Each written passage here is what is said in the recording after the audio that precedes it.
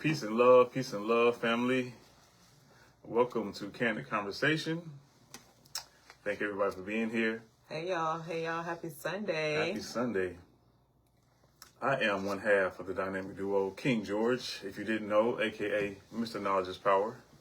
And if this is your first time joining us, if you don't know who this is, my beautiful co-host, my one and only, the intelligent, the beautiful. Oh, thank you so much, Dr. Natalie, Nicole. Happy Sunday, everybody. I hope this video, this candid conversation, finds everybody well today. It's Super Bowl Sunday, right? It is Super Bowl Sunday. What time does that game come on? I think it comes on at 6:30. Oh. Or 7, so it's on right now. Okay. Yeah. Well, we're not Super Bowl people, but I might catch. Who's doing the halftime?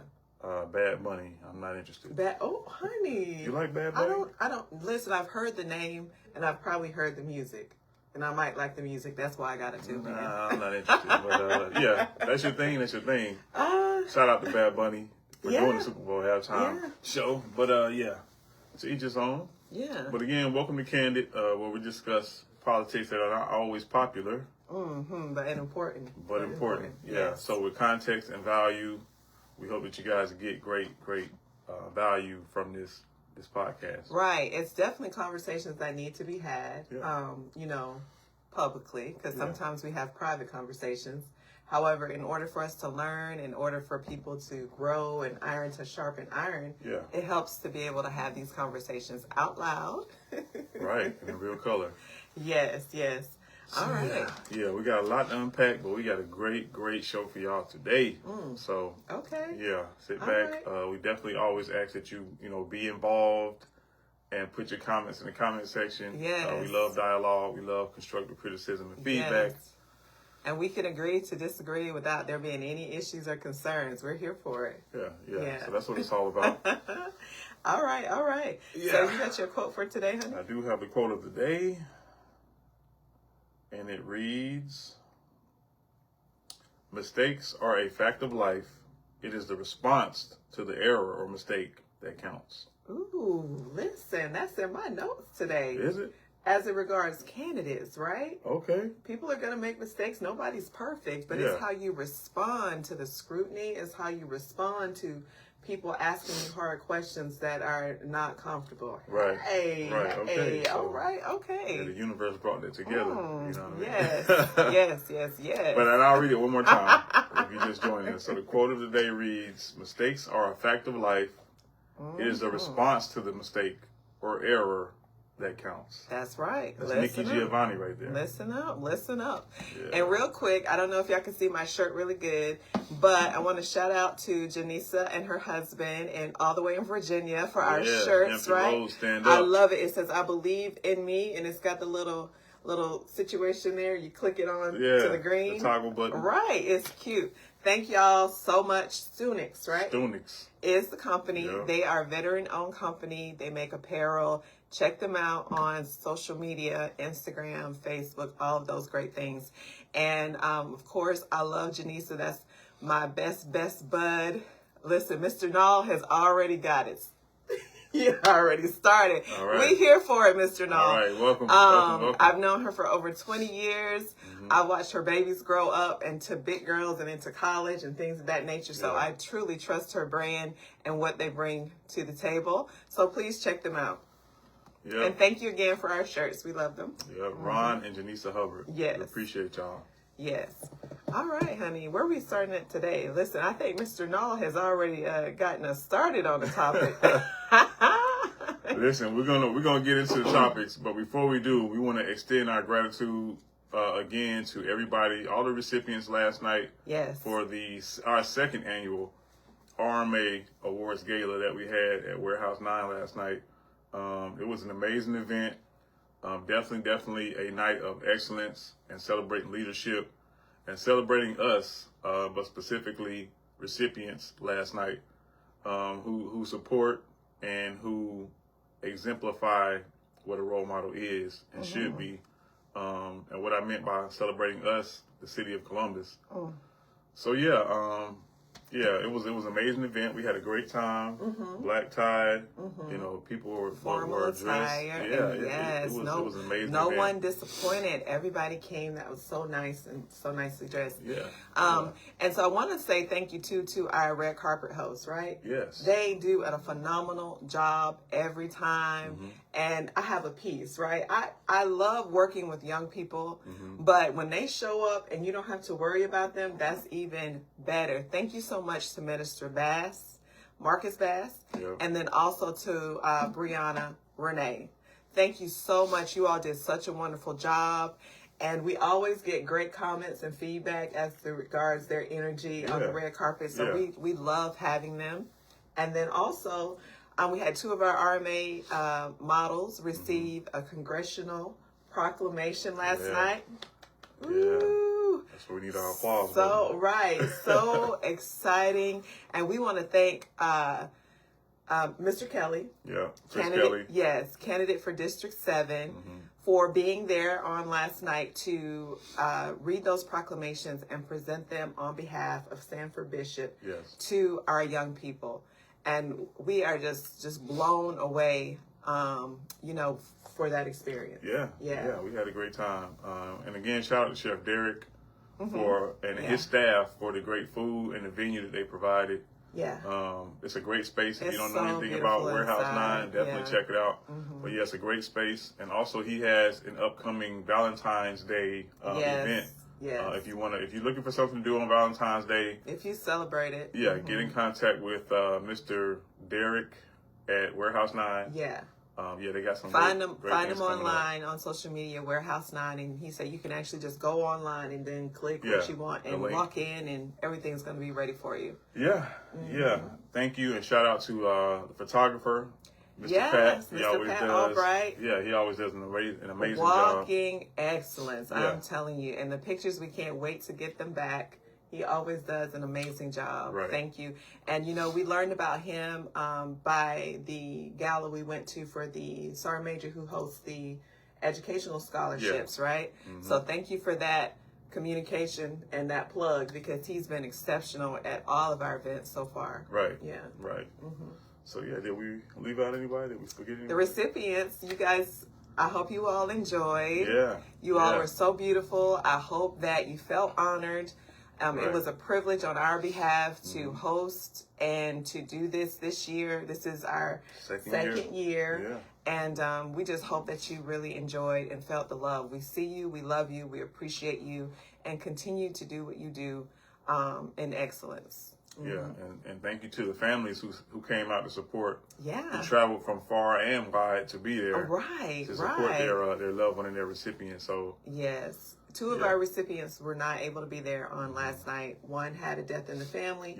And the other is, kind of up in age. And so we are looking forward to honoring both of them at a later date and time. And then we also had our presenters. We want to say thank you to our presenters, right? They did an exceptional job. Everybody showed up and everybody was on time. So we had Dr. Kia Chambers, City at Large, District 10 for our school board seat. Thank you so much. We also had, you want to name some? We had Autumn Lewis, which is recipient Reggie Lewis's daughter, who presented him. And he's from Cure Violence. We had, listen, my brain just went blank that quick. We had Mr. and Mrs. Hughley. Who presented for Dr. Broadwater. Senior. Let's not get that wrong. Senior. Thank you so much for being there. We also had Brianna. She was a presenter. Brianna Prier, and she was a presenter for Miss Anderson. Miss Traylor did our occasion. And she also presented for the fabulous and none other than Dr. Courtney A. Hammonds, the fashion dean. He always makes a statement. Absolutely exceptional last night with his Golden Girls. We were so happy to see them as well last night. And then also, I feel like there's one more. Who do we have? Minister Bass, Marcus Bass. He presented for Mr. Dixon. And then Mr. Chris Kelly again for Miss Rodriguez, the Throw It in the Bag, the beautiful Yeah. young lady. Thank you so much for what you do in our community, honey. Yeah, show up. We appreciate you. Shout out to Throw It in the Bag and Miss Rodriguez and everything that she does. Yeah. So yeah, that about sums it up. We had a great time, an amazing event, and we're already looking forward to next year. Right, Yeah. right. So we're preparing, and it's going to be even bigger and even better next year. Yes. So yeah. Oh, wait, the McBrides, right? That's right. Yes, Dr. McBride, Tiffany McBride, and her husband, Mr. Demetrius McBride. Yeah. They were presented by the Mallards, Mr. That's and right. Mrs. Mallard. So a power couple in our community, educators in our community, excellence in our community. We are so proud of you all, and thank you all for being there last night. And to our presenters, the Mallards, they were recipients on last year. Yeah. Yes, very nice. So I don't think we missed Okay. anybody, but if we did, charge it to our, what do they say? Charge it to our heart, not our mind. Or is it the other way around? Our minds and not our heart. Yes. Yeah. Okay, so Mr. Turner was also there Yes. last night. And we were so blessed to have him in our mix, right? I was telling my husband how I'm so glad that he didn't give up, that he's continuing. Here it is, 4 years, 6 years, 5 years later, educating, empowering people, making people aware of what's going on here in Columbus, Georgia. So we want to say thank you to him and his wife. That's right. For showing up and supporting on last night as well.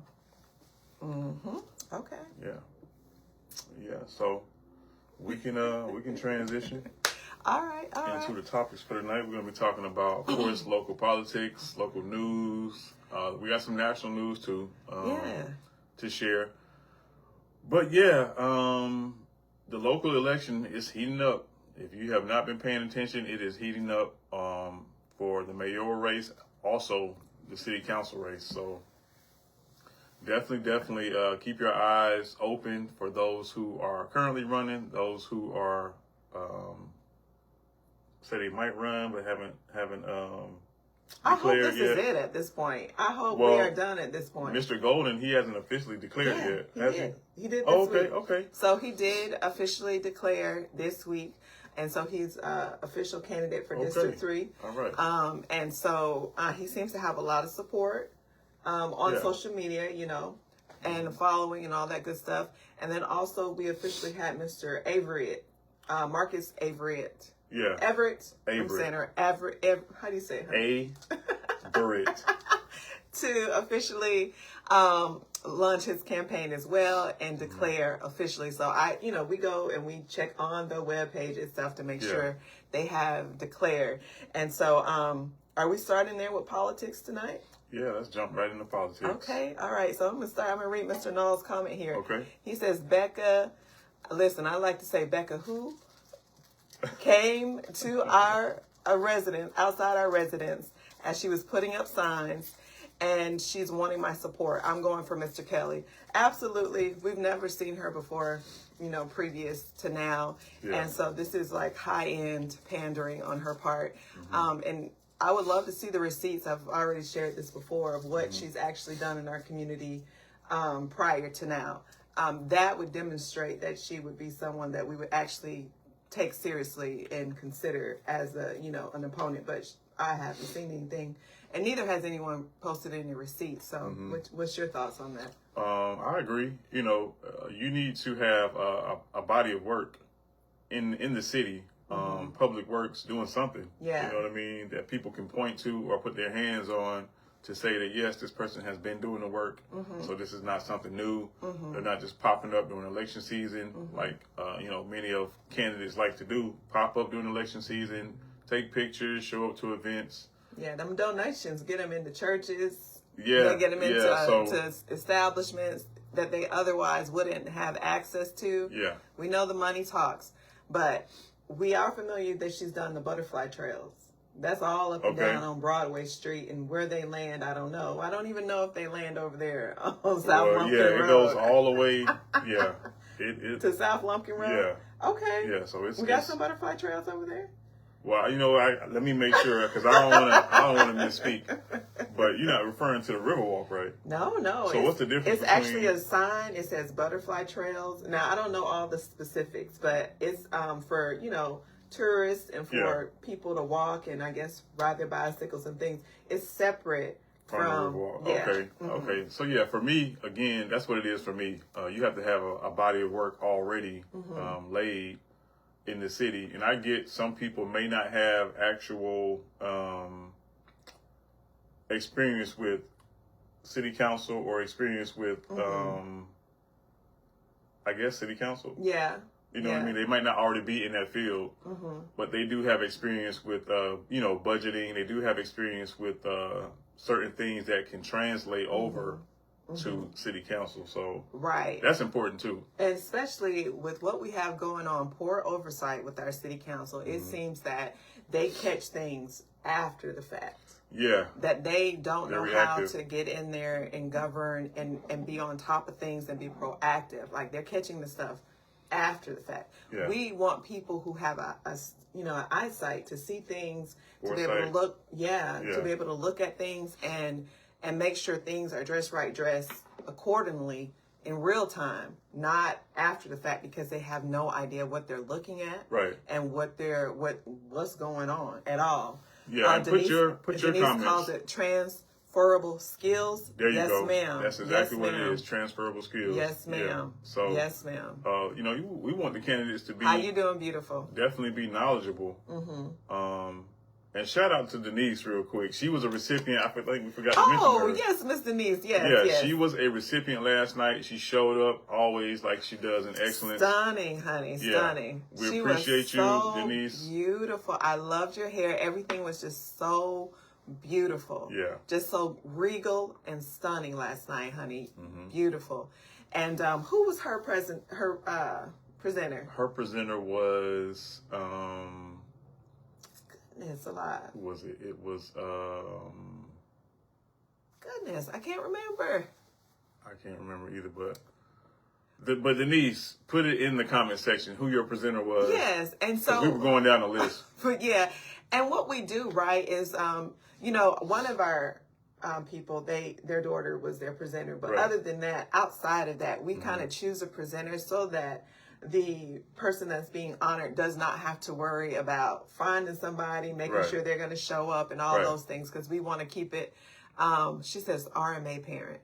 Oh, Carissa. That's right. Yes, that's Carissa right. Beard. Carissa Beard. Right, yep. yes. Shout out to Carissa Definitely Beard and her husband. A parent, right? She's got twins and she's got 2 girls, so that's 4 babies all together. And so definitely a parent in our community that benefits and loves and follows. And so, yes, that's why we chose Carissa. But yes, Carissa was her presenter. And we thank you so much for being there last night, and just for showing up so beautifully. Yeah, and we're going to post the pictures. We haven't gotten them back from the photographer, but there are pictures online that people posted on their personal phones and on their personal pages. So, go ahead and check those out. But you'll definitely see we had a great time. Yeah. Okay, and so then back to Becca, right? Back to Becca. So she's for District 7. And right now, I know her campaign is probably working hard to get her visibility. We've seen pictures with her in communities that we've not ever seen her before. Yeah, it's unfortunate. And she wasn't even this close to the African American people in the picture. She was like 2 or 3 people over, I imagine at her comfort level. And so people need to really pay attention to all of that, right? Yeah. We got to look past the smiles. We got to look past the rhetoric and just really look at what's been demonstrated in the past. People don't like to bring up the past, but that's how we make informed decisions based on what we know. Yeah. That's like erasing your education. Be like, don't think about what you learned in the 12th grade. Don't think about what you learned in the 5th grade. Right. It doesn't apply. Right. That doesn't make sense. Yeah, so that's what we talk about, being informed. We talk about this all the time. You gotta, as citizens, we have a job and responsibility to do our due diligence to make sure that we are vetting these candidates properly, so that we'll know, who is who and what they stand for, and if they're serious about, getting in that seat. Right. So the other, District 7, the other new person we have is Mr. Averett. Yes. Did I say it right? Yeah. All right. So Mr. Averett launched at the South Lumpkin Library, I believe, this past week. And he is, I believe, born and raised in Columbus. Georgia. I think so. From what I understand. And so listen, honey, the campaign has already blocked Role Model Academy from following their page, right? Yeah. I cannot help what the receipts reflect, right? Right. But what people need to understand is that, you know, if you're going to put yourself in a public office to say you're going to represent a district, right, then it comes with scrutiny. It comes with hard questions. And these are things that you should think about and consider because you know yourself better than anybody else, how you're going to answer them without deflecting, without, blocking citizens because you don't want to see the truth or know the truth, or having people come to defend you when really where they should have started was mentoring and trying to help you to stay on the right track and the narrow track if this is your goal to be a public servant. Yeah. Start there. And so, and put in the comment section, what do y'all believe as far as when it comes to the candidates and accountability? Some people don't care now. Some people don't care. We get it. We understand that part, but we're talking about reasonable people here. We're talking to the people who are reasonable. So when we talk about, people who are in the public eye, public opinion matters. You know what I mean? So scrutiny comes with that. Yeah. Accountability comes with that. It's not personal. It's not personal. You know what I mean? You cannot, things need to be dressed right dressed. If you're calling yourself being a leader of the city, of the district, And especially public safety when you've had a reoccurring, issue with public safety having to take you to jail because you have multiple DUIs and different things. And I'm just gonna share this, right? Okay. So we have on record 4 DUI charges. 4. Okay. All this spans from starting as early as 2010 to recently 2025. And it's likely that right now he's serving some form of supervised probation for the 2025 incident. So what is clear is that we're not a jury. Voters aren't juries. But we do have the responsibility to evaluate. We have the responsibility to hold people accountable and to make decisions based on what your character and lifestyle presents to us as voters. And I would be concerned to have you as a city councilor representing us all. And the next thing you know, you're on the news because they're going to get you on the news. City councilor for District 7, DUI. Yeah. That's an embarrassment. So for voters, I would like them to consider, not being offended by these hard questions. Also for those people who support and love him, well, when you love somebody, you're honest. When you care about somebody, you're honest. So let's just say this. We're allowed to ask the hard questions. And a candidate, if you're running for representation, you're expected to answer those questions. We are evaluators of judgment, accountability, and credibility when it comes to you stepping out there saying, hey, you want to represent us. Right. Okay? Right. So Trust that's not too much to ask. Right. Yeah, you got to be able to trust whoever's running for whatever seat. You know what I mean? My trust is not there. 2025, August 2025, that's like, I don't feel like, and not because it's not just one time, it's been 4 times. Yeah, there's a pattern. A pattern. And like I said, reasonable people recognize, even institutions recognize patterns. When we both are veterans, when we join the military, they going through your life with a fine-tooth comb. Yes. To see what you've done. If you're still involved in whatever, you know what I mean? So, patterns you matter. Can't even get a security clearance if you got things like this going on. Yeah, in the government sector. So, these are just like basic common sense things. And what I will also ask voters to ask is what has changed since the last and the most recent arrest? What changed? Was there some help? Was there some healing? Was there some mentorship? Like, how do we know that this is not going to happen again?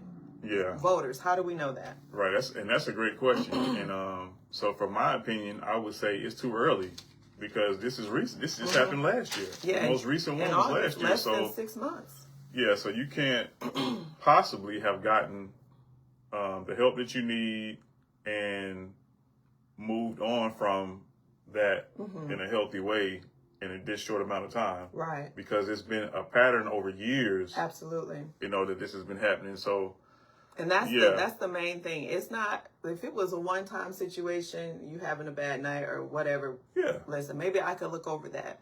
But there's 4 on record. So and this again, is a pattern. Yeah, it's your trust and judgment here. You know what I mean? How can you be running for office and people not be able to trust your judgment? Yeah. And you're a danger to public safety. That part. So you can't speak about public safety if you're a danger. That part. To public safety. And we're grateful no one was hurt in these instances. This time, right? Yeah, right. We're grateful that no one was hurt in these instances. And so for growth and credibility and collective protection for our community, this is what you call intracultural accountability. Yeah. And people don't really like it, right? Well, but as a culture, it's necessary. Some people will look over it because they know you, because they love you, and they, I grew up with them. Some people will not. And I would venture to say that most people shouldn't. This is a very serious, situation that needs to be considered. Right. So, yeah, definitely the citizens need to be asking, has there been any kind of counseling? Has there been any kind of, has there been an apology, a public apology? Has there been any kind of rehab? These are the questions that I would like to, that I like to ask. Yeah. And I think the citizens need to be asking Mr. Averett, because this is a serious situation, and this is not selective accountability. You know what I mean? This is across the board. It's been across the board. Everybody knows that. Yeah, so everybody knows that. Yeah, there's no way you can be running for office with all of these issues that you have personally. You know what I mean? Like, that's not leadership. Right. And so, and the people that are ready to defend, where were you on all of these multiple occasions where it's drug and alcohol or just alcohol, drug and alcohol or just alcohol charges, and lastly, drug and alcohol? Where were you? Yeah, so it's a serious situation. Yeah, where were you there? That's where you begin, is with the candidate. And so it's not personal. It's not, when we think about intercultural accountability, it's not, we're not asking, are you one of us? We're not asking, do you look like us? But we're asking, can we trust you with us? Can we trust that you're going to get in that seat and not publicly embarrass us because our vote is tied to supporting you, and the next thing you know, you're on the news because you have a DUI? Right. How can we trust? Like, what is it that he can tell us, or his campaign can tell us, to have us not? Because a lot of people overlook stuff, right? You can overlook a mistake, but you cannot overlook a pattern of mistakes. You know what I mean? That's where it is for me. Like, and again, this is accountability, and this is consistent accountability. So I don't think enough time has passed, but we need to hear from Mr. Averett about this situation. Instead of blocking, right. Instead of blocking, like, that is a poor choice. And that tells me that you're not ready for leadership. Because not at all. If you have committed the crimes, if you've done it, and then you want to put yourself in public office, then you need to be able to speak to it. Not try to deflect, and not try to hide, and not try to send people out to defend you. That's the worst thing you can do. Right. And one of these comments, it says, Mr. Averett needs to understand the concern over his current legal woes. Absolutely. And then also that he is a popular person in the Black community does not qualify him to lead. Absolutely. Right. And absolutely. That is huge right there. And that's the message we try to also get across. Like, popularity doesn't translate or transfer over to leadership. Right. Yeah, that's not how that works. That's not how that works, because one doesn't equal the other. That's right. You know what I mean? So, yeah, and to me, it's not just a current issue. This is also the past issues over years of DUIs and arrests that have happened. Yeah, it's multiple. It's multiple arrests. Yeah. So for me, what I would like to see is, like I said, there needs to be a public apology. There I counted 6 of them all together. So yeah, there's no way around. There's no way around that. How can you justify running for public office with all of that hanging over your head? And then maybe if we didn't just have that one within less than 6 months, we could overlook. But you just can't. And then the young man posts his time on social media with T.I.'s new song. Let him know. With the curse words wide open. So. Yeah, that just to me, that sends the wrong message. Like if you go listen to that song and this is the song that's representing or speaking for you, that's not leadership. Where's the class? Where are the standards? How are we modeling behavior for our children? Setting the standard for our children. Yeah. Where is the respect for the community? Women, because he's referring to women in that song, calling them bitch. So all of that, and I'm sure people was jucking and jiving and happy to hear the song on there. But what does that say about us as a people if we're not taking this election seriously, if we're not taking the standards of what should be exhibited publicly seriously? Do that on your own time, private time, or at least use clean music, the clean version of it, if you're going to use it. Be that as it may, even if you say you use the clean version, that's not the song that you choose. Period. That's not the song that you choose.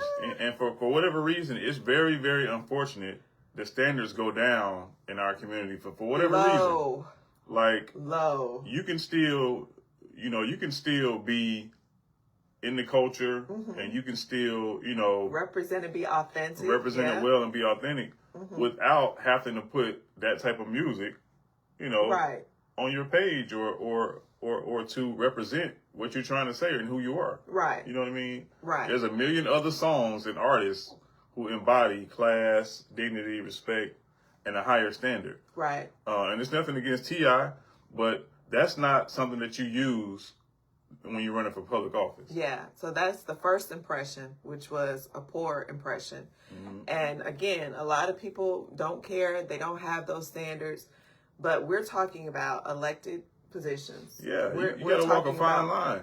We're talking about leadership. Yeah. You got to, because, you're supposed to be modeling the behavior. That part. That people Exactly my thoughts. And that's what I think about, in the school system, right? We're not supposed to blend in with the students, curse like they curse, talk like they talk. We are supposed to set an example, something for them to look up to, grow to, things of that nature. Same with this. Why would I want an elected official who's going to be putting profanity all over their social media, or that has a record that's from God knows a record period. You know what I mean? Yeah. So, yeah. But let's see. Mr. Turner says, our future leaders have to be strong in character and deep in commitment. Our community needs our best. Yes, sir. If we are going to grow and sustain growing and productive future. Yes, sir.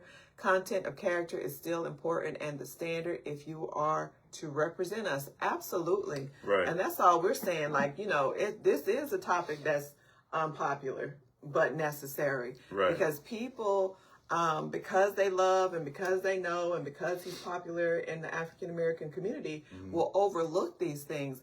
But ultimately, in the big picture, this will hurt us, especially if no one's taken the time to reel this young man in, get to the bottom of whatever's going on from multiple DUIs, and help him, and God knows, I think he's worked on campaigns.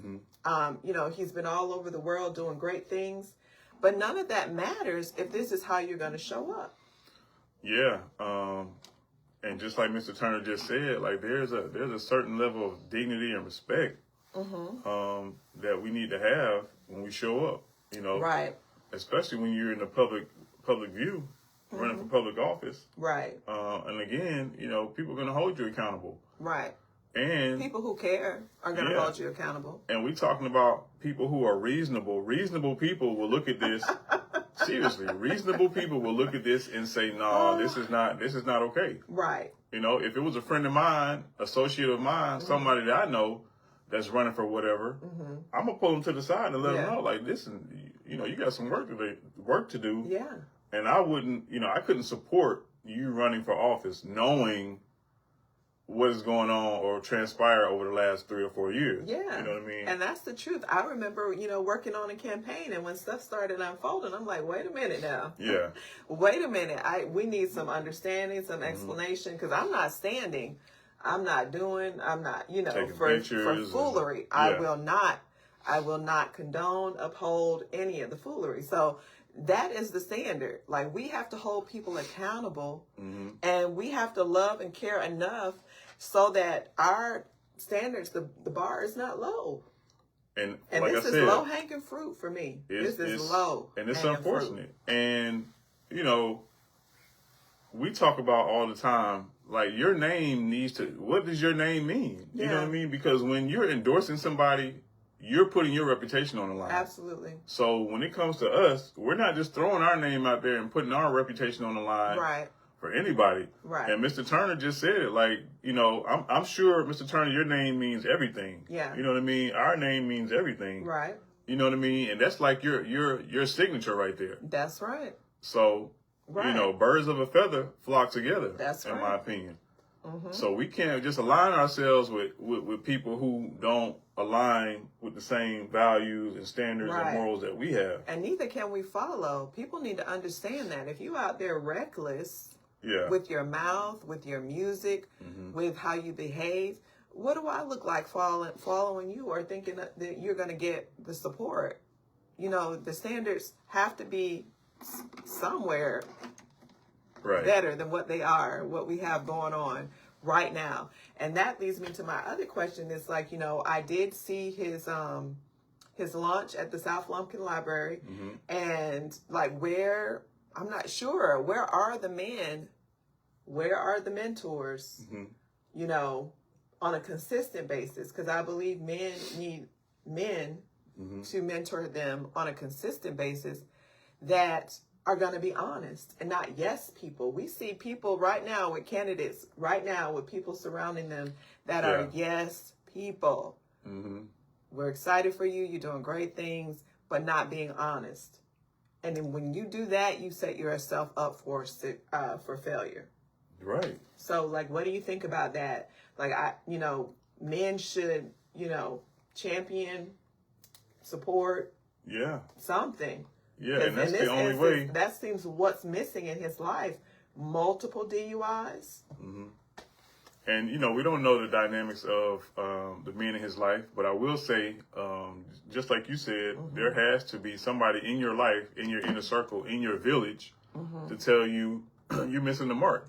Yeah. Or to tell you that, hey, you're going the wrong way, or hey, this is not what you should do. There's got to be somebody or some people in your life to do that. Right. Now, if you choose to go against that, then that's different. Right. You know what I mean? If Absolutely. the people are telling you what you should do and the right thing to do, and you choose not to, you know, use wise counsel, that's one thing. And I say that because men and women are different. Like, you know, men will hold men to a standard that women will be like, oh, you know, especially for young men and kids. Like, my husband will get me quick because his standard for a young man or other men is like different than what I would as a woman. And so when you see a man that's surrounded by a lot of women all the time, you got to ask, where are the men in this person's life? Where are the mentors, the strong people that's going to really tell them what they need to hear? Yeah, because there's a way to do things. You know, there's a structured, organized way. And that's one thing I love that I picked up in the military was structure and organization. And you can speak to this. Like in basic training, things had to be dressed. That's in my DNA. Your locker, I would go all your the way clothes. back to my mama. Listen, she didn't play about that. And then the Army reinforced it. You had to be nice and neat and orderly. And if it wasn't, they're coming and ripping everything out, you know? Redo. And again, you're representing your family. You know what I mean? This is your name and your family's name that you're putting out there. And then when they stand with you and they support you publicly, you're also representing that. And you should want to make sure that you are giving 100% the best, right? Because this is not a joke. It's not a game. Yeah, and that's not the way you do it. That's not the way you go about it. Yeah, so Mr. Turner says, our future leaders have to be strong. Oh, did I read that one already? And my father, let me see, belongs to my grandfather. That's Okay. right. And my father and my children and their children. It's important to respect hard work of others who came all right before you, who built the foundation that you stand on. Absolutely. Right. That is so true. Right. That is so true. And to respect it too, you know? Yeah. I know we live in a different age and we have politicians using profanity, like left and right. Well, I don't feel like that is okay. So I don't feel like that's appropriate. However, it's happening. mm-hmm. But I still believe that manners don't go out of style. I still believe that using professional language in a professional setting mm-hmm. is appropriate. And so, what do you feel about that today? Because it's just like, somebody put on there, we're adults and we curse. Okay. Yeah, it's again, we're talking about leading by example. You know what I mean? Yeah. Watch what I do, not necessarily listen to what is it? Don't listen to what I say, but watch what I do. Yes. So, yeah. Yeah. And when you put yourself out there like that as a public person, mm-hmm. you can't tell me you care about our kids and our future. Or public safety. Yeah, or public safety when you're doing everything that we wouldn't want them to do. When we walk the hallways of schools and these children use, language, profanity like it ain't nobody's tomorrow, mm-hmm. it's because they are in environments where it is acceptable. And I've shared a story with you before where right. the young lady was using profanity. And so, we had a little conversation, but she was like, my guardian, my parent told mm-hmm. me to say word for word to somebody else. And so at some point, it just becomes natural and normal for them to use profanity because they're in that environment mm-hmm. and they are given permission by people who are supposed to be molding and shaping them to do it. Right. And so that is a concern for me. Like if you're in public office, if you're any type of leadership position, mm-hmm. then we know that research says that children pay more attention to what you do than what you say. And that means you should model behavior so that they can model that behavior as opposed to what we see a lot of today. Right. And we got parents that allow their kids to vape. We got parents that allow their kids to use profanity. We got kids that their parents allow them to do a lot of things. We definitely don't want our leaders to condone or behave in a way that leads to the destruction of our community. Right. Yeah. Right. So but yeah, so that's my opinion. But definitely put it in the comment section, your opinion and your thoughts on what mm-hmm. you expect from our leaders in Columbus, because this is a pivotal election coming up. Yeah. And if you've been following along to the things that's been happening in Columbus, you understand. Mm-hmm. There's a lot going on. City Council is just in disarray, mm-hmm. complete disarray right now. Mm-hmm.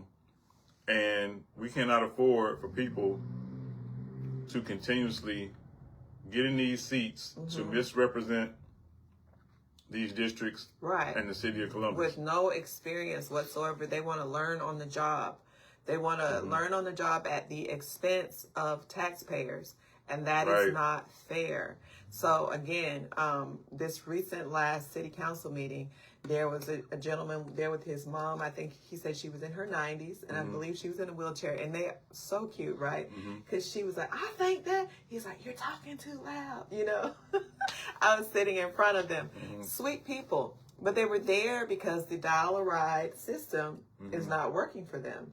And, the information that they give is for her to roll herself however many blocks to a bus stop so that she can ride in this wow. weather and all of that so that she can ride a bus.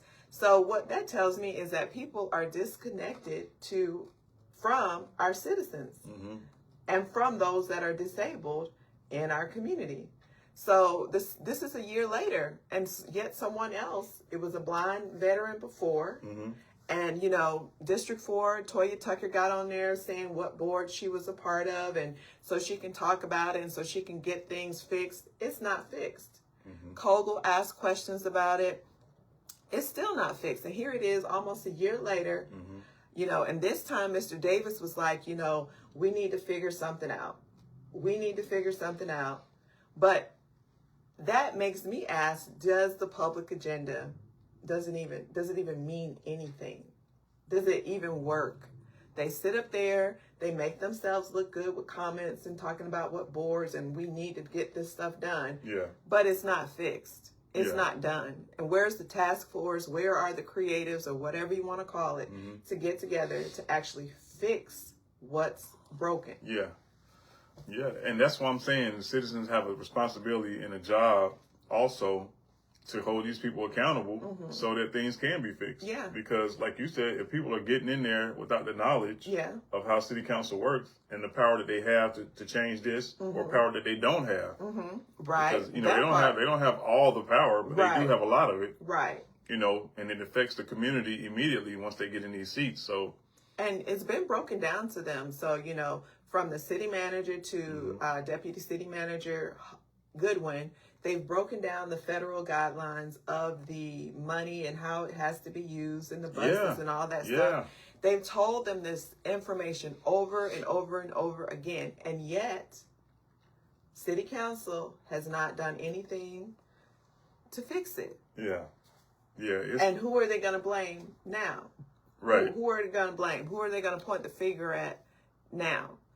We elect them to represent the city, and when the city stands on those public agendas and they bring their concerns, it's a concern to me when it's a lot of lip service and absolutely no solutions or things being fixed. That, I was going to say young lady in spirit, over 91 years old, in our community, she needs to get around. She needs to be able to travel. Veterans need to be able to travel. The city council voted for whatever bus situation we have for this federal grant. Yeah. They need to fix it so that these people are accommodated properly and not just sit up there and talk about it. Right. And when we talk about the T-SPLOS money, that's why it's so important to understand how the budget and the SPLOS money works, because of situations like that. Yeah. You know, this money has to be put in the right places. Right. So people can be accommodated, properly accommodated. You know what I mean? And you don't run into problems like these. Right. So again, you have to do your due diligence. You cannot, trust doesn't come before, power doesn't come before trust. You know what I mean? You have to show people why they should trust you. That part. You know what I mean? So when we talk about people just showing up to run for these positions or seats, do you have the knowledge? Do you have the experience? Do you have the passion? You know what I mean? To be in the seat and be effective. Yes. And some say, well, I'm only one vote. Yeah, you're only one vote, but that vote matters. It holds weight. Yes. It holds weight, and it needs to be a collective effort. I get it. There has to be a collaborative effort of city council, because right now it is, but it isn't. It is to our detriment that they're collaborating, which is why we need people in there who are going to change that part and collaborate to make our city better. Yes. Because right now Columbus is not doing amazing, as they like to say. No, not in all parts. And you know, when you said that, I thought about the fact that Kogel is championing putting a soccer field in District 7, right? You have a whole homeless camp at a church on South Lumpkin Road, but your focus is on soccer. How many African American people do we know that play soccer on a consistent basis? Like, so maybe they'll have different sports that can be used for other things. No, but why? It's a soccer complex. Why would we skip the fact that you have homeless people? Right. That South Lumpkin is full of trash. Why would we skip that, hurdle over that for a soccer complex? Why would we spend money in that way, but you can't take care of the homeless population in your community? Instead of using that land for maybe shelters or homes or some form of community substance, we want to make a soccer complex. Yeah, yeah. Who in your district told you that's what they wanted to use that space for? Well, and again, it goes back to the city budget and what these taxes, these raises in this 1% tax is going towards. You know what I mean? You got to know that. So this money and these infrastructure and things that they're trying to build, yeah, it's raising taxes. You know what I mean? Yeah. But is it necessary? Like, is it a priority? Case in point, A.J. McClung Memorial Stadium is a prime example. Different parts of District 7 and South Columbus, East Winton. You know what I mean? If you look at things that are deteriorating, these businesses and some of these plazas that are deteriorating, and a lot of these homes, and that money could be used to fix those problems. But instead, this money is going toward other things that are not, in my opinion, a priority. $50 million for a baseball stadium. We got a homeless problem. And that goes back to Mr. Hickey in District 1, crying and, all this foolery about the homeless. Haven't heard anything else come out of his mouth about any solutions, what he's been doing, what he's actually, plans are, or anything about the homeless. Right. Nothing. They criminalized it and moved on. And that's a lot of what our city council does. They bring up issues, but they don't really bring solutions to the table, that's sustainable. Yeah. So for me, the biggest thing for me is the citizens showing up to these meetings. Yes. Doing your own due diligence so that you can hold them accountable. Right. You know what I mean? Because they're going to pass this stuff. Right. Whether you vote or not, whether you like it or not, they're going to pass what they want to pass. And I just want to know who told Kogel that on the south side that they wanted a soccer complex. Like, who told her that over cleaning up South Lumpkin and all the blight? Right now, off of 13th Avenue, there is a house that's been there for over 2 years. And that's just to my knowledge. It's probably been there longer than that. That is an eyesore, as she would mention, that has not been taken care of. Yeah. So it's a lot involved. People are piling trash around it. Yeah. People are doing God knows what inside and outside of it. But those are not the things that she's concerned about, nor does she care about. A soccer complex might make her look good, as a politician or whatnot. But what is it really doing for our community? Right. And the same thing with the baseball stadium. Again, if you're from Columbus, you understand what I mean. Yes. With this baseball stadium, because this is not the first team we've had. This is not this first go around. We've had several teams in Columbus, and it didn't work out at the taxpayers' expense. You know what I mean? So that's what I'm talking about. I think somebody told me this is like the fourth one. Yeah, this is and like so 3 I'm or 4. Confused. Like, how are we allowed to spend taxpayer dollars on foolery? Well, people are voting for this stuff. You know what I mean? Well, I don't think the citizens had a vote in this one. Yeah, citizens are, well... I think they slid this one under the table somehow. But like I said, it's affecting, it's affecting the citizens. Yes. You know what I mean? So... He says, Kogel is not in touch with the reality of life in District 7. You're right. She ride right on down through there to those meetings, those association meetings, narrow, and she don't see the mattresses, the trash, the tires, the high grass. She doesn't see any of those things that she, as a city council person, can reach out and touch Public Works and say, hey, can you take care of this in our district? She doesn't see that. And apparently, I want to bring up that it was brought to my attention. I woke up this morning to the fact that another, confirmation about this nonpartisan foolery that they try to give to the African American community, when they know good and well for them it's Republican and it's Democrat. They know they have that foundation of understanding.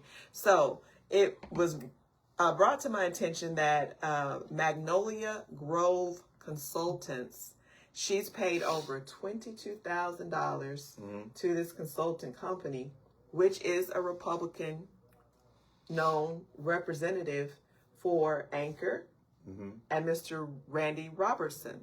So this is on her campaign disclosure, and you can't wiggle around it. You can't say, because if you are nonpartisan, this seems partisan to me, seems Republican to me, if you're paying $22,000 to this consultant who also represents other Republicans. Yeah.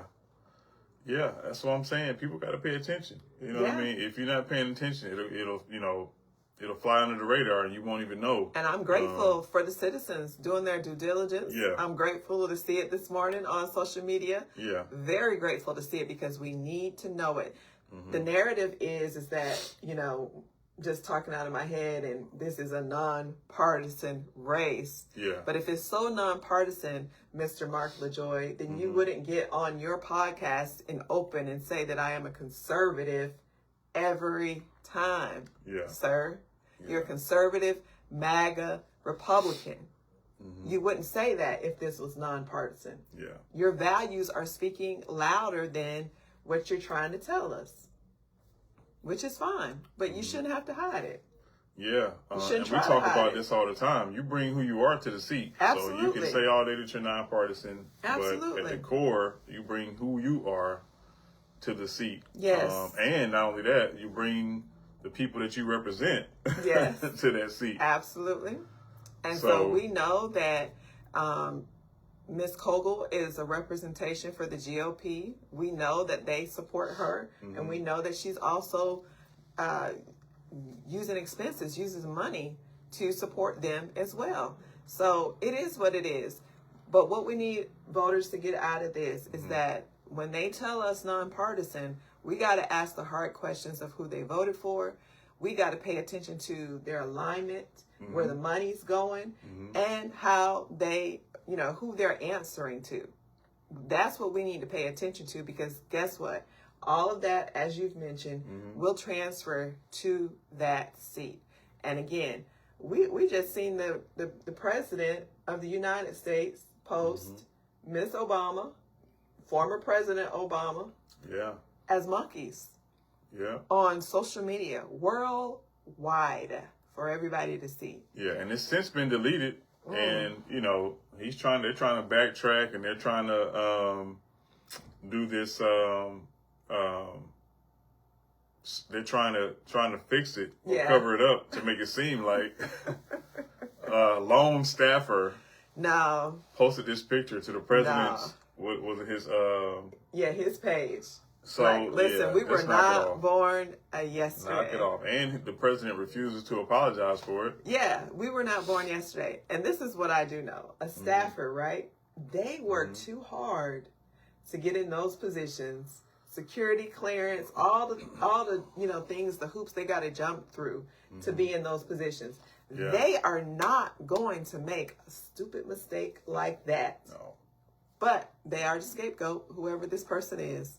And they have been fired, whoever this person is, on behalf of what the president himself posted. Yeah. So, that's what we're dealing with right now. We're dealing with the current president and the chaos that he's brought to our country. And we're dealing with people who align with him, who are running locally. Yes. You know what I mean? So and trying to act like they're not. Yeah, that's where it is for me. Yeah. We cannot support them kind of folks. Those who voted for him, like Mr. Steve Kelly, who's currently running in district. He's running for mayor. He's currently running for mayor. Yeah. He's a MAGA supporter. He voted for Trump. Right. Mark LaJoy is a MAGA supporter. He voted for Trump. And these MAGA supporters are suppressing votes. Yes. Especially here locally. Yes. You know what I mean? And this is documented. These are facts. And we might have some African American people who are Republicans, right? We do. That's the fact. We might have some African American people who are Republicans. History tells us typically African American people were Republican. Then somewhere down the line it transitions to Democrat. And I do believe we do have values that are on the conservative side. But I'm trying to get clarification when you say we, because I'm saying as a culture, I feel like we do have, just like we just had this conversation about the DUI, we had this conversation about using profanity. Those are conservative thoughts. Meanwhile, people like Mark LaJoy curse all over his platform, and he's a Christian. So I'm confused. Well, to me, for me, that's where the confusion is at for me. Mm-hmm.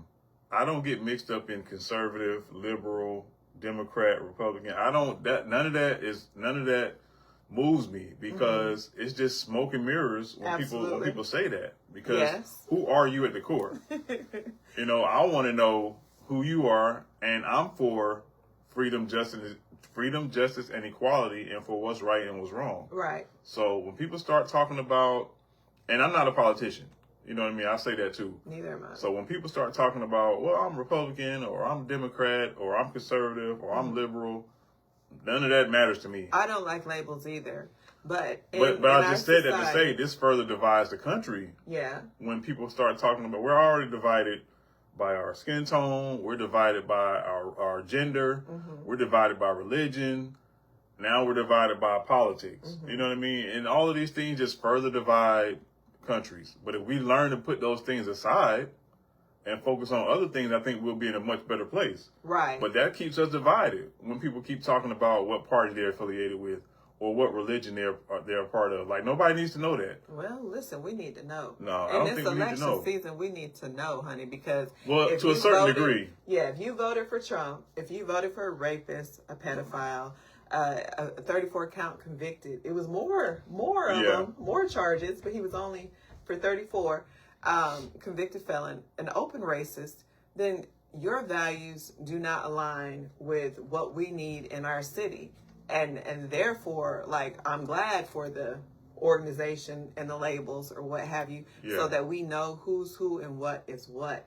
So we know also that Anchor's a Republican. So that means he voted for Trump. That means he does not get our vote in this election.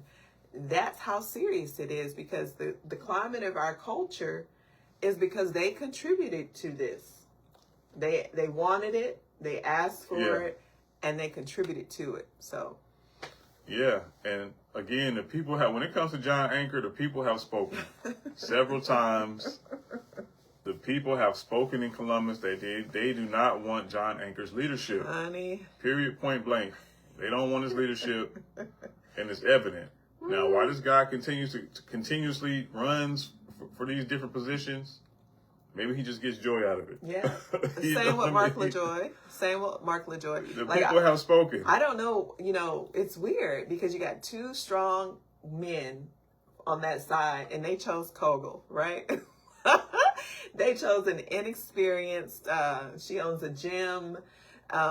She can barely talk clear and well and articulate herself, that is struggling to do a great job, a good job, a job, period, in District 7 to represent them.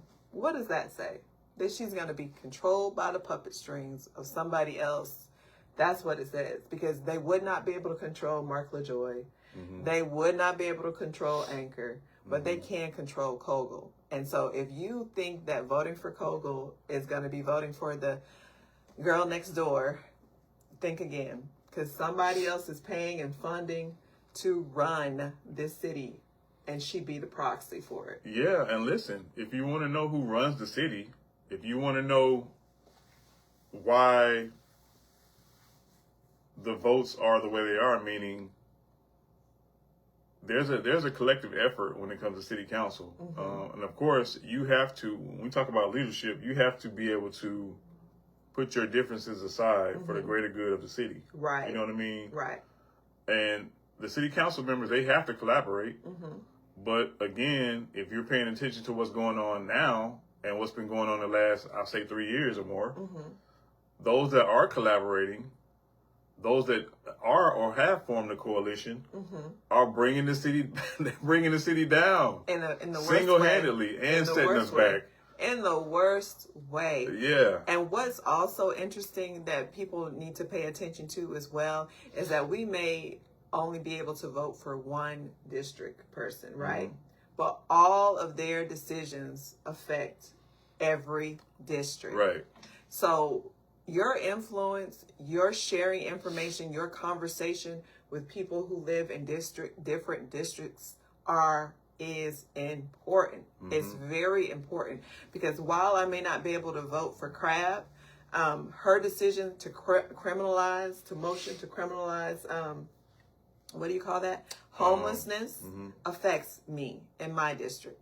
I'm not happy with it. But guess what? My person didn't vote for that. You see how that works? My person did not vote for that. But if we don't have conversations and we don't use our knowledge and educate and reach out and talk and have these conversations across the districts, then this is what we get. Yeah. This is what we get. Yeah, and like I said, you got to follow the money, because the people who are supporting these candidates or pouring money into their campaigns are the ones really pulling the strings. Because once they get in office, they are going to do what these people want them to do when it comes to voting this way or voting that way. Right. Because they have paid all this money into your campaign, and those that usually win, especially in the mayoral race, have gotten large contributions from powerful people in Columbus to get things done that they want to get done that self-serve them. Right. Now, on the other side of that, we do know that Mr. Hughley has a strong personality and a strong leadership style. So I don't believe that he is puppet material as it regards being the mayor. He has over 40 years of experience in the seat, in city government, city government. And so that's what he's bringing to the table. But when you compare that to somebody like Kogel, it's laughable. It's absolutely a joke that that's the best that they could say or do as a person that's going to run or in the top two. It's very sad. Well, because if that's the case, then I should run. I should run against Kogel if that's the case. But that's how I know it's not about. That's what I'm saying. It's not necessarily about the experience. And I would never run. I would never run. Well, that's why and people she doesn't who are have running, the common sense not to.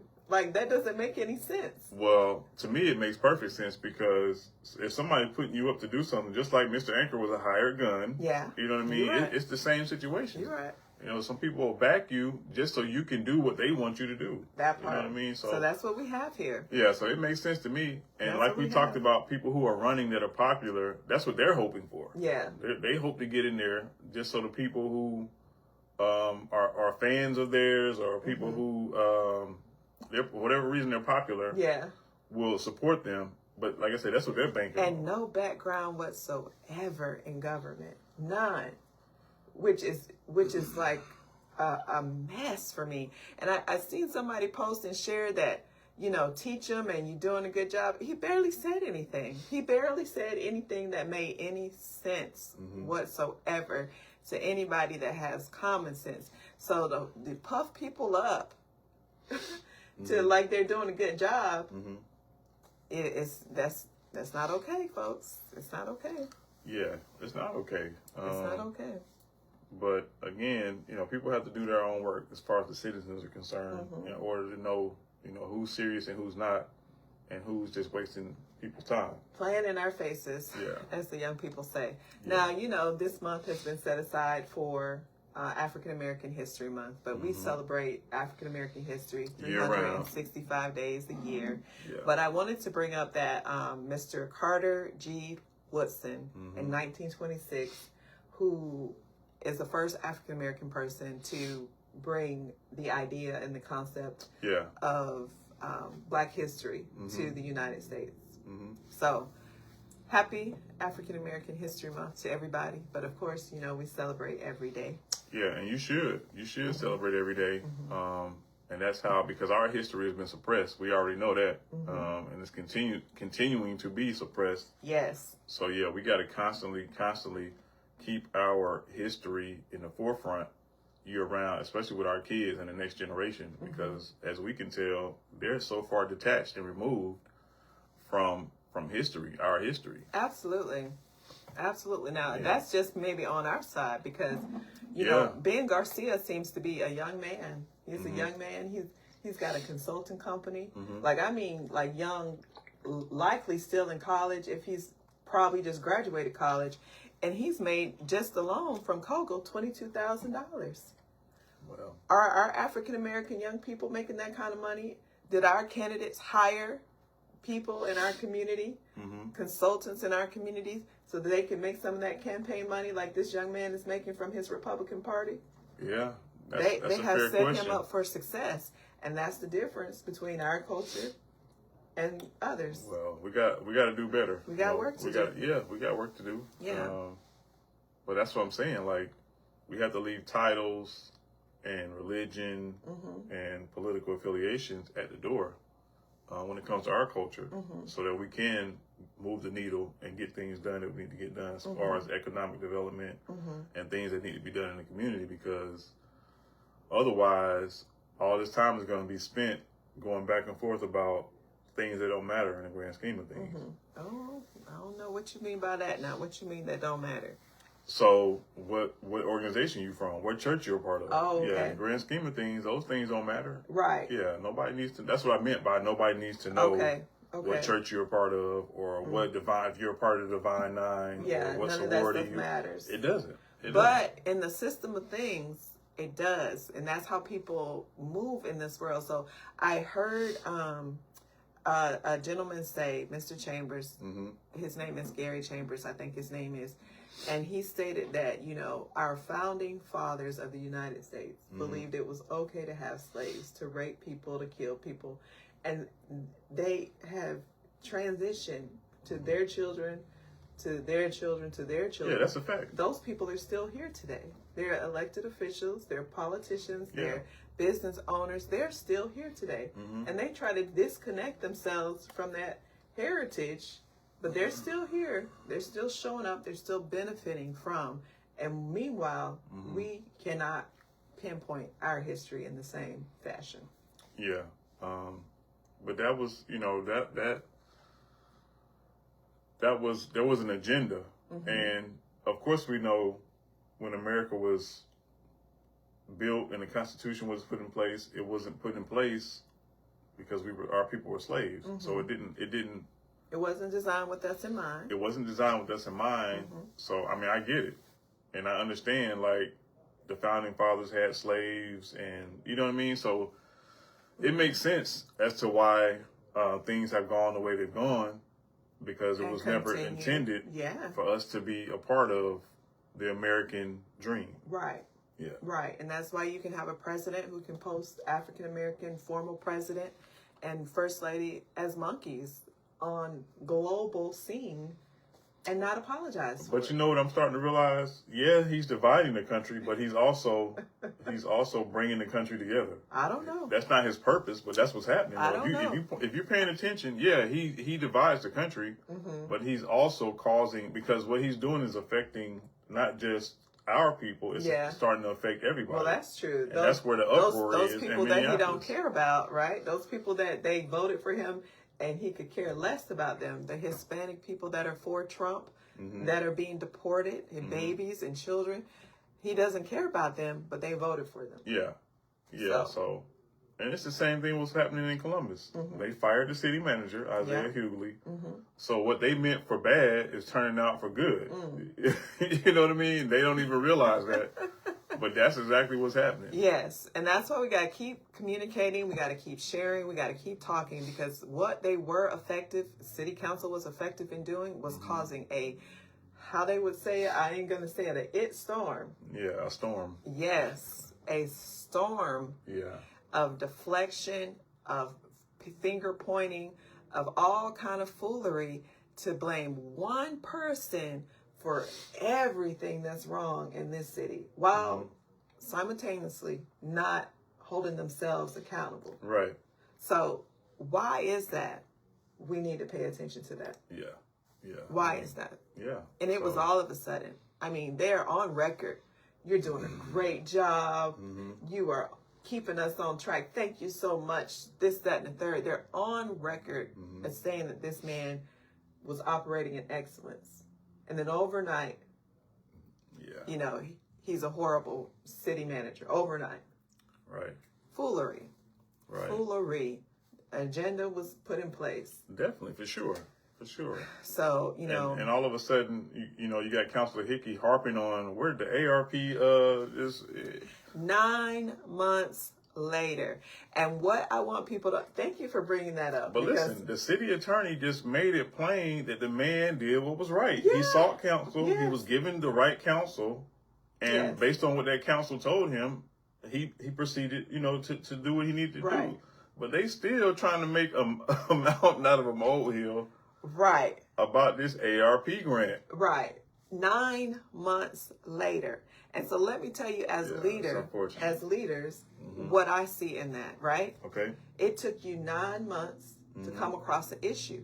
That's poor oversight on your part. That's mm-hmm. lack of leadership on your part. Like, where were you at? Were you sleeping for 9 months? But it wasn't an issue. I'm just saying, but when you try to bring it up and say that it is, right. 9 months later, right. you deserve to be fired as well. So you were given the list mm-hmm. of everyone who received the grant, right? You were able to see at that time. That is the moment when it should have been red flag or mm-hmm. let's have a conversation. Yeah. Let's talk about this. But you didn't. You waited 9 months later, which is suspect, which means let me look in here. Let me try to find something. Let me try to find something mm-hmm. to bring attention to or smear this person's leadership. Yeah. That's what that looks like. And there's not enough voices communicating that and bringing that to the forefront. Right. There's not enough voices sharing that perspective. Because you need to be fired. 9 months later. Yeah, it's a circus. You know, it's a circus and it's an embarrassment. That's where it is that for me. Part, it's an embarrassment. That part. And to me, they don't even. There's no shame. They're not ashamed at all. That part. They're not ashamed at all. That part. Yeah, they sit up there like they're on a pedestal, and they feel like they can dictate to the citizens. What they want to dictate. Yeah. You know what I mean? And listen, I just like the president caused that insurrection. Is that what they call it? On January 6th, right? Just like he caused that insurrection on January 6th, where these mm-hmm. people, community people, went to the Capitol mm-hmm. and stormed it. That's exactly what our city council did to our community. Mm-hmm. And they don't realize it. From animal control to public works mm-hmm. to all the different departments, the finance departments, those three things right mm-hmm. there, they brought in the masses for their heartstrings. Of course people love animals. Right. Of course people, you taking our tax dollars, you lost our tax dollars. Mm-hmm. Of course. And they were showing up and it was creating a storm. And in the smoke and in the clouds and all that good stuff, the city council was sitting there getting away with murder. Yeah. Because what they did is they started this finance audit, right after COVID. Mm-hmm. We know that people weren't working. They were either working remotely or whatever, mm-hmm. but not making any excuses. If there was a check in there from 1995, if mm-hmm. there was a check in there from 2006, mm-hmm. guess who's also responsible? City council. Because mm-hmm. why did you just find it now? Yeah. Why? Where are your OIP inspections, organization inspections mm-hmm. on a quarterly or biannually, situation so that and you're staying ahead of what's going on in your city government? Yeah. Where's that stuff at? It's not in place. Because they don't know how to do it. Right. And a lot of it is, Toya came on city council. She has that military background. Mm-hmm. She knows about OIP inspections, I'm assuming, but she knows about evaluations and different things. She brought it to their attention. They didn't care about it. Mm-hmm. But all of a sudden, when it's convenient, they decided to care. Yeah. But all of a sudden they decided to care. But up until then, they have been allowing things to go as they went. And I will stand by my word on this. Being someone who's been a legal clerk, mm-hmm. who's worked in the S1 and done most of the things for HR, mm-hmm. at no way, shape, or form should those offices been out of shape the way that they were, that the city manager had to be on the chopping block. Yeah. So I still hold Hodge accountable. Mm-hmm. I still hold the finance director accountable mm-hmm. for not making sure their ship was dressed. Yeah. Nobody should have ever came into your offices and found it in disarray mm-hmm. and been able to, have receipts of things not being processed properly. Yeah. Nobody. And if that's not true and if that's not what happened, mm-hmm. listen, the city doesn't have clarity on it. Yeah. Based on what the city council presented to us, mm-hmm. we don't have clarity. and it seems like things are still not being fixed. Right. So, I just, So, there's a lot of work still to be done. But the biggest work that needs to be done is voter information needs to get out. People have to vote. People have to, go into city council meetings, get on the agenda, and express their concerns. Right. Put it on record. And then, Mr. Null says Crab tried to get rid of Countryman, and look what happened. They got rid of Isaiah. Okay, but watch God. So she tried to get rid of the Countryman, which is the sheriff now. He's a sheriff? Whoa, wow. And it seems like she tried to get rid of all of the African-American people. Question their credentials. And like I said, I was surprised. We got a new African-American HR director, and she voted yes. Wow. After she's on record saying what kind of credentials do the finance director have and the HR director, I was surprised she voted yes. Well, like I said, there's it's election season, so maybe she didn't want to, who knows? When they didn't want to cause any problems, if she had voted no with her honest gut. But it's a lot to unpack.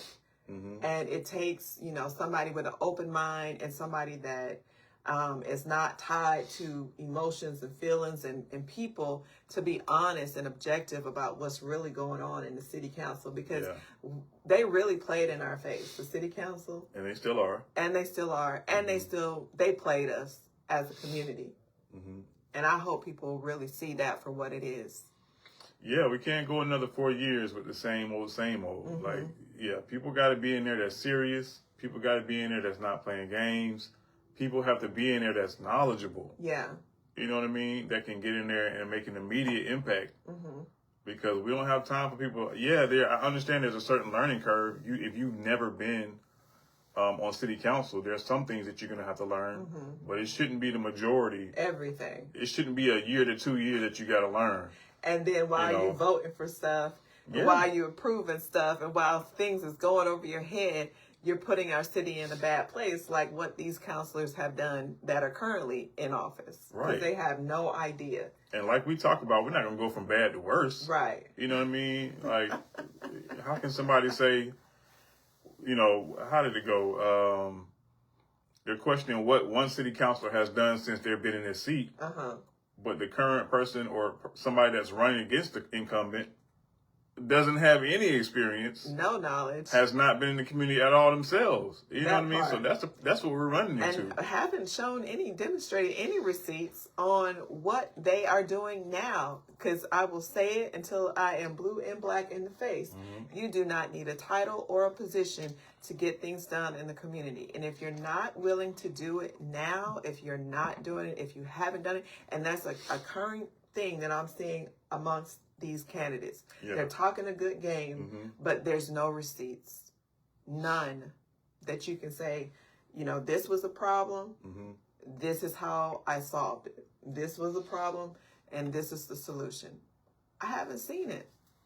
Yeah, and I would take somebody with proven leadership over somebody else who doesn't have any kind of, nothing. You know what I mean? At least if you have proven leadership, and whether it was the military or whether it was in whatever company you work for, I'll take that. Yeah. You know what I mean? Versus somebody who's just talking a good game. And that part. And then or also, somebody that's popular. Right. And also, like, talking about, sharing all this information. Can you tie it to the charter? Do you know what you can do, really? Or are you just singing a good song and telling us things that sound good, but you really don't have the authority or the ability to get those things done? You see what I'm saying? Like, have you read the charter? Are you reading it? Are you making yourself smart about what your job and the things that you are able to do as a city council rep? And those city council meetings. Yeah. Listen, I mean, some people would disagree with me. Now, we haven't seen, well, go ahead, I'll let you finish. Go ahead and land your plane. And then yes, sir, let me land my plane. If you're not able to sit in those city council meetings right now, I don't understand that, because guess what? It's real. Once you get elected, right? It's real. You can't. I mean, they get up and walk around and they go all over the place, what have you. But you can't leave and you can't say I'm going to watch it from YouTube. So to me, that's part of preparation. That's part of demonstrating that you are really committed to what it takes. Because if citizens can sit in there, Dr. Broadwater, senior, sits on that front row. Right. If, what's the... Teresa Elamine. Miss Elamine. What's the candidate that's running? District 1. Yeah, Dr. Van Doren. Miss Simi Barnes. If they can sit in there from the top of the meeting to the end of the meeting, that shows good faith. Some people I haven't seen, they come in, show their face, and they dip out. Well, if you don't have time now. Yeah, and that's the difference between those that are serious and those that are not. You know what I mean? Yeah. The ones who are serious, they're doing the work. They've done the work. You know what I mean? Those who are not serious, it's the exact opposite. They have not done the work, and they're not doing the work. And again, when you list issues that are problems or whatever in the community right now, you can work on those and fix those as a citizen right now. Right. You don't have to wait until you get elected to get in that to get in the seat to do stuff, right? So if you sit here and say it's been 25 years and been neglected and haven't been educated and haven't been represented well, well, you're part of the problem. You're part of the problem, in my opinion, because if you can say with a straight face it's been 25 years, then also tell me what have you done in 25 years? In those 25 years to fix or to provide solutions to what you're talking about. It doesn't make sense to me. Yeah. So when we talk about leadership, that's what leadership is. That's part of it. Yeah, like you're doing the work. You're on the ground. You don't need a title. You don't need cameras. You're the first one there and the last to leave. Yeah, that's leadership. And we have receipts. We're not looking for an elected position. We don't want anything from anybody in that way. But if you hear me talking about blight, you hear me talking about trash, listen, we pick up trash. We got a whole long list of requests, emails, different things back and forth with the city, trying to get the things that we see that are wrong fixed. Where are your receipts as a young candidate running for office? Right. Where can you demonstrate that, hey, all this listening foolery, it is fluff to the 10th power. Because if you live in the community, then you know, and then you also should have an action plan on what needs to be fixed. Being in communities, I don't need to listen to somebody tell me that our trash is not being picked up. Right. Because I know. So then the next thing for me to do as a leader is what? Call who I need to call, put in a request, fix what I can fix. That's what you do. That's what leadership is. Yeah. And people, I don't think people get that. I think they think they're doing a good job when then they're saying, I listen. Okay. You've been listening for a long time. You've been knowing stuff for a long time. Right. And listening is not pointing to a solution. It's not fixing anything. It's not, and like you said, if you're in the trenches, you already know what the problems are. So that part, that's like being in a relationship and just being like, I'm listening to you. I'm listening to you, but I ain't fixing nothing. At some point, our relationship is going to go. Right. Because you're not listening. I mean, you're listening, but you're not doing stuff to fix whatever I have said or you have said in that relationship. So I don't think people get that part. Right. Last night, the RMA Awards, we honored leadership and we honored those in the community and in Columbus who embody what a role model should be. Yes. So when we talk about leadership, we definitely understand and know what leadership is and what it should look like. Absolutely. Absolutely. Absolutely. From lived experience and from educational experience, we know.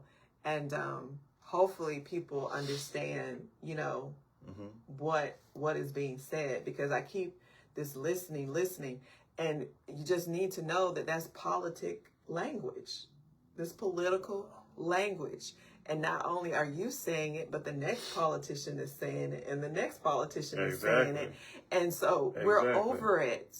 We want to see what you can demonstrate and get done now. Because one of the things I said last night is that we've seen a few elections here, and candidates were asked, if you don't win, will you continue to show up in the community? Right. Of course, many of them said yes, but of course, that has not been the truth. And so leadership is not a switch. You either keep it on and you're a leader 24/7 and you're doing what you're supposed to be doing in your community. Right. But you don't get to just turn it off, once the election's over, or turn it on once you're running for an elected seat. Right. Right. So we're going to, of course, we're going to always, we got our eyes open 24 hours to what's going on in the city, what needs to be fixed, what has been fixed, what hasn't been fixed. Yeah. And after election season is over, right, we see how people disappear. We're gonna highlight who's still doing the work. And that's like last night with the beautiful young lady, Miss Rodriguez, would throw it in the bag for 4 years, right? I don't know which district she's in, but I've not seen her receive a proclamation for the work that she does in the community, right? She is an effective leader. She has the ability to influence people, and it's not a little people, it's a lot of people that be out there with her cleaning up our community. Yeah. And we kind of talked about the pandering. We talked about how people are showing up out of the woodwork, candidates like Steve Kelly, and different folks who've never, in all the 4 years supported at all, but now that they're running for an elected seat, they want to show up and, attach themselves to these organizations. That's a no-go. We see it for what it is. Right. Let's see, LaJoy runs and claims what he wants to do, but when he loses, he dips. Every time. Every time he does. Yes, evident. Yes. It's evident. Yes, I think this is, just something he does as a hobby. And if he wins one day, he'll probably be like, wow, shocked. But now he has the podcast, and this is how you know he's not serious. When you have your opponent on there, this is a joke for you. Who does that? Who does that? Yeah. Right. Okay, honey. I think I said all the things I needed to say tonight. Okay. Yeah, what about you? Did we talk about everything? I think so. Okay. We didn't touch on, but we can touch on that some other time. I'm not even sure if I want to touch on that guy with the files that's been released. Epstein? Yeah, I don't think I want to. I really don't want to give that any light. You know what I mean? Ooh, listen. But yeah, y'all please put in the comment section. Yes. What did we miss? What did we get right? We always love, positive and constructive criticism from our supporters who watch the show. But again, we got a lot of work to do. Yeah. Locally, there's a lot of work to do. Cannot afford another 4 years of the same old in Columbus. And that's the thing. Like, once they get in there, it's going to be tough. Yeah, you got to just sit and take it, just like we're doing with the current president. Once they're in there, you got to just sit back and watch it unfold and deal with the consequences that comes with. Until they work on impeaching him, until they have enough. And we have recall powers as well as citizens. And we're working on some things because people need to know they're going to be held accountable. And people need to know that they are not going to be able to just get away with disrespecting our community after we have put trust in you to represent us well. Yeah, and again, trust becomes before power. Trust comes before power. So we're not just out here blindly trusting people or listening to fluff about what they listen and naming off their values, but not pointing to any real solutions. So but we're going to make sure we keep doing our part to inform voters, to inform the community. With a different perspective. We want you to think critically. We don't want groupthink. We don't want people afraid to speak up or have different ideas. It's fair opportunity across the board. For instance, I received pictures in the inbox because Mr. Kelly was in a picture with Kogel and Crab, right? So people already know where I land with that. And I imagine I received... Which Kelly? Christopher Kelly for District 7, right? Okay. I imagine I received those pictures because accountability is fair across the board. Right. And of course, I have championed him as the District 7 champ. So they wanted to see, okay, now what are you going to say? Are you going to be fair about him showing up in pictures with Kogel and Crab cancel Crab and anybody but Kogel for mayor. And of course, I had an opinion. And of course, I shared it. Accountability will be fair across the board. Everybody that we want to support us and be elected in those seats, we hold them to the same standards. It doesn't, go out the back door because we want the person or we believe that person is a good candidate. Yeah. They still reflect us, and we want them to reflect us to the best of their ability. Right. And like you said, it's consistent accountability. Yeah. So, yeah. Yeah. So that's across the board now.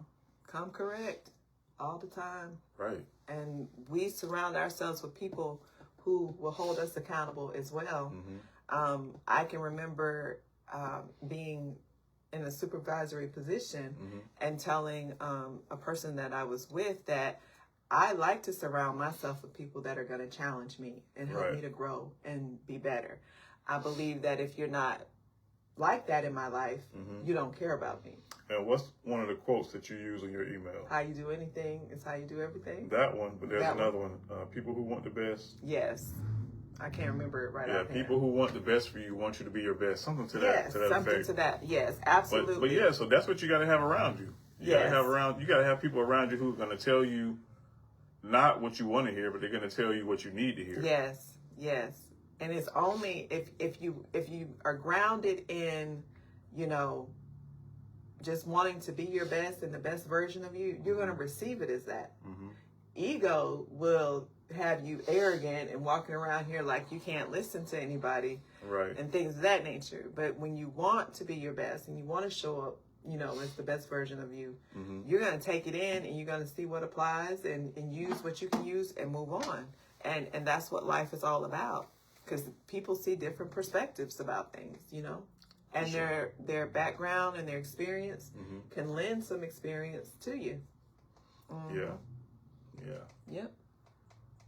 So we can leave it there. Is there anything else you wanna add? You gonna close us out? Transition out? No, you gonna close us out? Yeah, as always, listen, we appreciate the support, especially for those who have been here with us since day one. We appreciate it. Those who have just, coming to the Candid family, welcome to the family, and we appreciate you. We want to thank RMA for sponsoring this platform.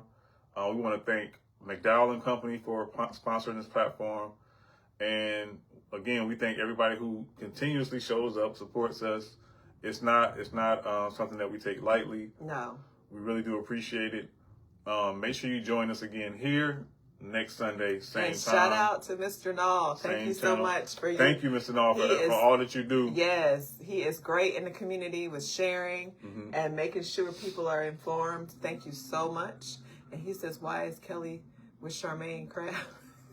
It was a Cops and Donuts event, sir. It was a Cops and Donut event. But people made sure to grab that picture, and so that I could see it. But, Dr. Cook was also standing next to Crab. So it wasn't just Mr. Kelly alone, but people wanted me to see, Of course they did. Yeah. Of course they did. But, it's been a pleasure. Yes. We wish we could stay, but we gotta go. Yes. You know what I mean? But we'll be back next weekend, next Sunday, 6:30 p.m. Same place, same time. Enjoy the rest of your Sunday. Thanks again for my shirt, Janisa. Shout out to Stunix. Yes, thank you. All right. Yeah, we'll see y'all next weekend. Make sure that you are doing your due diligence to keep people empowered and informed about voting. Share. Yep. If you have not seen the documentary Vigilantes Inc., please go check it out. Yes. Mr. Turner, we appreciate you, and he'll be doing a showing of the documentary on the 26th, and I think the 27th. I'm gonna share the flyer here in this group chat. So be on the lookout for that. Look up True the Vote, TRUETHEVOTE, True the Vote. They're suppressing votes, not only in Muskogee County, but this is a network of MAGA supporters across the nation who are strategically trying to suppress your vote. Yes. So voter empowerment, we always believe in that. Again, peace and love. Thank y'all for tuning in. We'll see y'all next week.